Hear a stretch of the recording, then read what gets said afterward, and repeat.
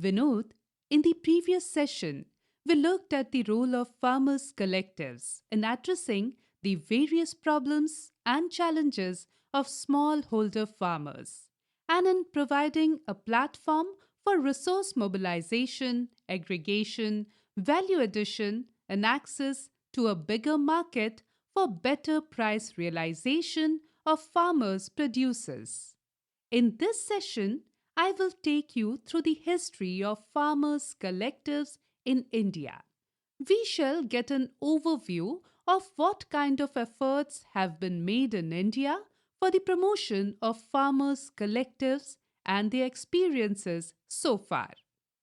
We will look at how the two important forms of FPOs, which are the cooperative society and the producer company, evolved and performed in India. The history of collectivization of farming communities in India goes back to the late 18th century. The experiences of the Rochdale Society of Equitable Pioneers in England and the Reifeisen movement in Germany led to the enactment of the Cooperative Credit Society Act in 1904 in India. Initially, the formation of farmers' credit cooperatives was done to check their exploitation by moneylenders. Gradually, cooperatives spread across various sectors such as agriculture, dairy, marketing, insurance, retail, etc. Many visionary leaders played role in the promotion of farmers' collectives or cooperatives in India. Economist T.R. Gadgil supported a farmers' leader, Bala Sahib V.K. Patil, to establish sugarcane factories in the cooperative sector. This led to the establishment of a large number of sugarcane cooperatives across the Maharashtra state. Another visionary farmer leader, Tribhuvan Das Patel, formed the Anand Milk Union Limited, Amul, by successfully organizing the dairy farmers of the Kheda district of Gujarat. For building the capacity of such producers' collectives and competing with the private sector, Tribhuvan hired a young professional, Vargheese Kurian, in 1948. By 1965, with the support of the government, the National Dairy Development Board (NDDB) was established. They managed to get capital for replicating the Amul model for cooperatives all over India. Like Amul in Gujarat, similar milk cooperatives emerged in different states, such as Sachi in Madhya Pradesh, Vijaya in Andhra Pradesh, Avan in Tamil Nadu, Saras in Rajasthan, Parag in Uttar Pradesh, and Sudha in Bihar. The role played by visionary leaders in promoting cooperatives in India is worth appreciating, Sarla. Are all these cooperatives performing well? No, Vinod. There are some challenges that the cooperative movement faced which led to mixed performance of cooperatives in our country. I can explain this in detail. Lack of adequate member ownership. In many cases, formation of cooperatives was initiated by the local people or producers themselves, and hence, in these cooperatives, members remained interested in deriving benefits rather than contributing for its growth. Lack of funds. The cooperatives could not mobilize adequate capital due to a poor internal fund base. They couldn't meet the credit needs of the existing or the new member. Lack of focus on non credit services.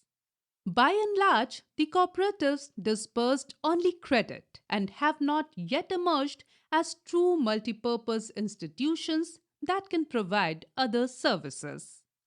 Governance issue.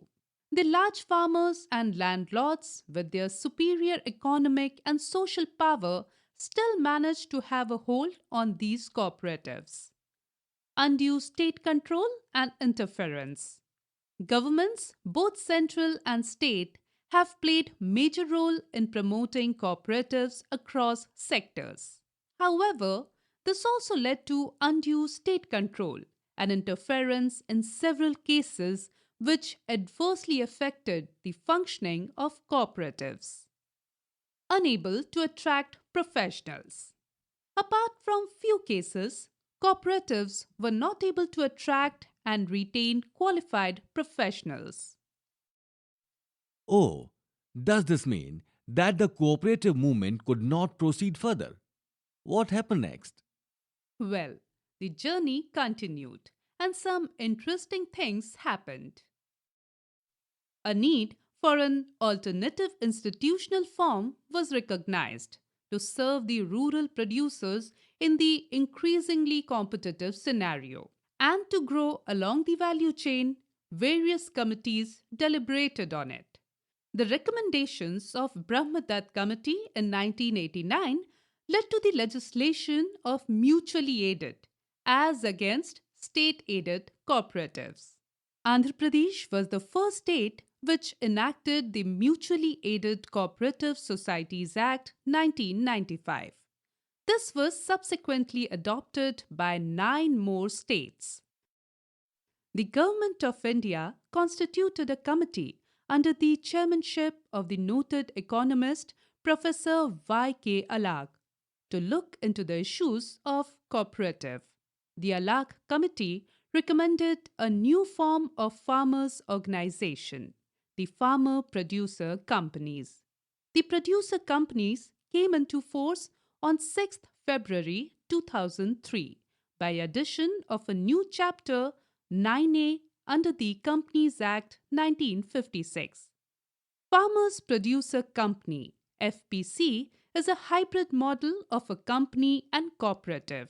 On the one hand, FPC maintains the key characteristics of a corporation, and on the other side, it exercises all the freedom available with corporate entities.